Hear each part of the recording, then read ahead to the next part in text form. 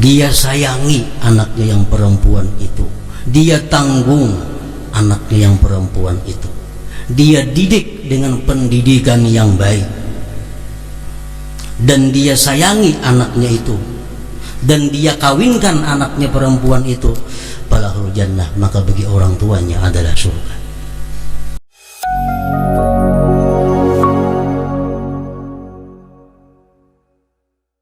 Para muhibbin rahimakumullah, surat Al-An'am ini turunnya sebelum Rasulullah hijrah ke Madinah. Beliau masih di Mekah. Lalu banyak dalam surat Al-An'am ini menceritakan tentang kelakuan-kelakuan orang kafir Mekah waktu itu. Nah, sambungan ayatnya 137 surat Al-An'am, wa kadzalika zayyana likatsirin minal musyrikin qatla auladihim syuraka'uhum, ila akhir ayat. Artinya seperti demikianlah memperhiasi itu syaitan-syaitan kepada kebanyakan orang musyrik waktu itu membunuh anak mereka. Maksudnya membunuh anak perempuan. Membunuh anak perempuan merupakan perilaku jahiliyah.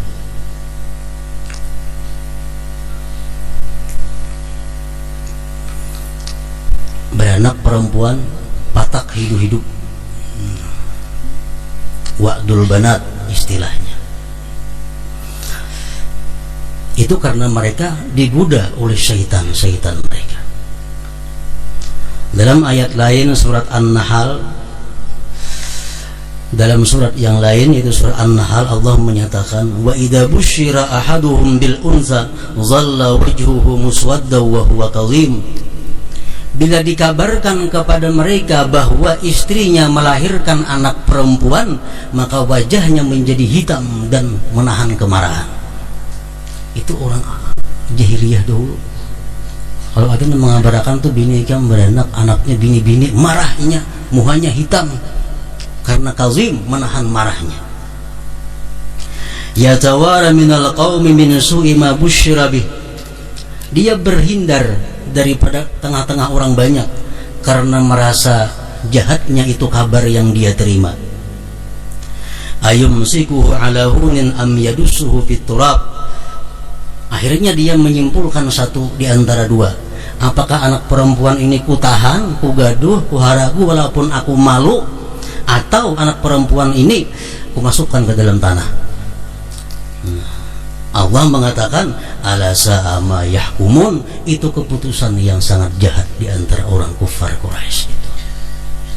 Jadi kalau beranak bini-bini dibunuhnya atau disimpaninya sambil menahan perasaan malu. Kenapa orang-orang kafir itu waktu itu kada katuju anak bini-bini ini? Sebabnya menurut para ulama-ulama ahli tafsir mengatakan salah satunya mereka takut fakir. Nah, anak bini-bini ini kadang-kala dibawa berperang. Anak bini-bini ini kadang-kala dibawa bekerja, beternak. Karena mun gana belaki diambil lakinya, bujung maharagu aja berapa tahun. Dia bawa usaha berdagang, kadang-kala. Kenapa? Karena tradisi orang Arab itu paling kada mau membawa anak bini itu ke pasar berdagang. Kada kayak kita di sini, bini anak diangkuti ke toko semuaan. Orang kafir walaupun dia jahiliyah, orang kafir walaupun dia tidak Islam dahulu itu kada mau bawa anak binian ke toko, apalagi bini bawa ke toko untuk berdagang, paling kada mau. Nah, jadi bila dapat anak bini-bini merasa rugi. Nah, perilaku seperti ini masih berlaku walaupun mereka yang sudah Islam waktu itu. Orang yang hanya masuk Islam, ada kabar anaknya dapat bini-bini, sedih. Akhirnya Rasulullah Sallallahu Alaihi Wasallam menyampaikan satu hadis, man kanat lahu unsa falam ya'idha walam yuhinha walam yu'sir wuldahu alaiha adkhalahullahu al-jannah, rawahu Abu Dawud wal Hakim. Sampai-sampai Nabi berkata, ujar Nabi kita, barang siapa baginya dapat anak perempuan dan tidak dikuburnya, tidak dihinakannya, tidak direndahkannya daripada anak laki-lakinya, Allah masukkan dia ke dalam surga. Adkhalahul jannah. Ini Rasulullah untuk menghilangkan satu kebiasaan di mana bila anak bini-bini itu merasa rugi. Ada lagi hadis lain yang mengatakan, man kana lahu thalasu banatin yu'wihinna wa yarhamuhunna wa yakfuluhunna wajabat lahul jannata albattata. Qila ya Rasulullah fa in kanat isnatain, qala wa in kanat isnatain wa in kanat isnatain. Rawahu Ahmad. Wa fi riwayati Abi Daud fa addabahunna wa ahsana ilaihinna wa zawwajahunna wa lahul jannah. Ujar Nabi kita, barang siapa ada mempunyai 3 anak perempuan, dia berikan tempat kepada anaknya yang 3 itu, yang perempuan. Dia sayangi anaknya yang perempuan itu, dia tanggung anaknya yang perempuan itu, dia didik dengan pendidikan yang baik, dan dia sayangi anaknya itu, dan dia kawinkan anaknya perempuan itu, falahul jannah, maka bagi orang tuanya adalah surga. Nah, ini untuk menghilangkan kesedihan-kesedihan para sahabat bila beranak bini-bini sadih. Akhirnya Rasulullah menyampaikan hadis tersebut. Kalau kita punya anak perempuan 3, ada yang bertanya kepada Rasulullah, kalau 2 bang, wahai Rasulullah, 2 pun masuk, kata Rasulullah Sallallahu Alaihi Wasallam. Tapi syaratnya anak perempuan kita tadi mesti 1, disayangi, jangan dikalahkan daripada yang anak laki-laki, dididik agama. Jadi anak perempuan ini dididik agama, bukan dilepas selepas-lepasnya. Dan sampai dikawinkan dia, Rasulullah menjamin falahul jannah, maka bagi dia adalah surga. Nah, para muhibbin rahimakumullah, dalam surat Al-An'am ini sebagaimana disebutkan tadi, banyak menceritakan tentang kelakuan-kelakuan jelek daripada orang-orang kafir Quraisy. Tetapi kada semua orang kafir Quraisy itu berperilaku buruk.